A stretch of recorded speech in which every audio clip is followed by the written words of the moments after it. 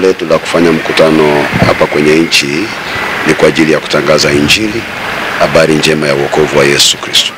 Na kwa wale wenye mahitaji, Mungu awafungue. Hilo ndilo ombi langu kwa ajili ya wale ambao wanakuja mkutano. Na maombi, unatambua ya kwamba ni msimu ambao taifa letu linahitaji amani zaidi.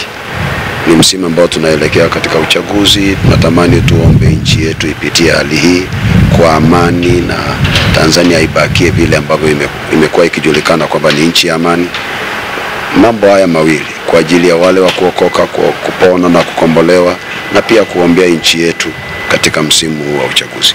Sikiliza hapa nchini kwetu Tanzania au hata huko nje ya Tanzania, kwa sababu televisheni zingine za hapa na vyombo vya habari vinafika nje ya Tanzania. Ni vyema kuwahi viwanja vya mashamba ya chuo cha kilimo Mbeya Uyole Zambia Road, barabarani kabisa. Leo tarehe 24 mpaka tarehe 28 mtumishi wa Mungu Pastor Ezekiel atakuwepo hapa nchini kwetu Tanzania Mbeya kwa mkutano wa uponyaji na ukombozi kwa siku 5, na kama alivyosema atakuwa pia na maombi maalum kuombea amani zaidi taifa letu la Tanzania. Mtaji mkubwa sana wa TV ya huyu bwana inaitwa New Evangelical Church.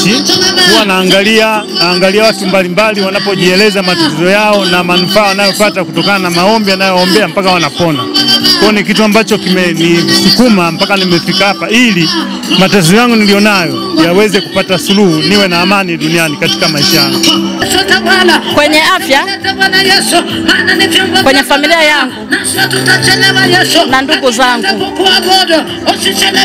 na tamanio la moyo wangu nipokee imani, yani Roho Mtakatifu anijaze na mimi niwe muombaji kama Pastor Sara.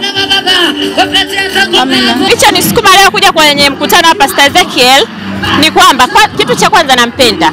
Kitu cha pili nimewiwa kwa sababu watu wengine wamepata matatizo kwenye nyumba zao, mikasi yao huko. Kwa hiyo wakati walipokuja kuombea kwa Pastor Ezekiel waliweza kupona na wakafanikiwa na maendeleo sasa yako vizuri. Naitwa Nita Boniface Mbilinyi, nimetokea Tabora.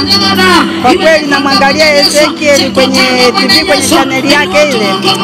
Yaani nimependa yale uponyaji wake, na kwa kila kitu anachokifanya nimependezwa naye. Kwa hiyo mimi nilikuwa na mdogo wangu na matatizo, naona na pepo, ndio nikamsindikiza kumleta hapa. Pamoja na mimi mwenyewe nina matatizo ndani ya mwili wangu, na pressure na vidonda vya tumbo.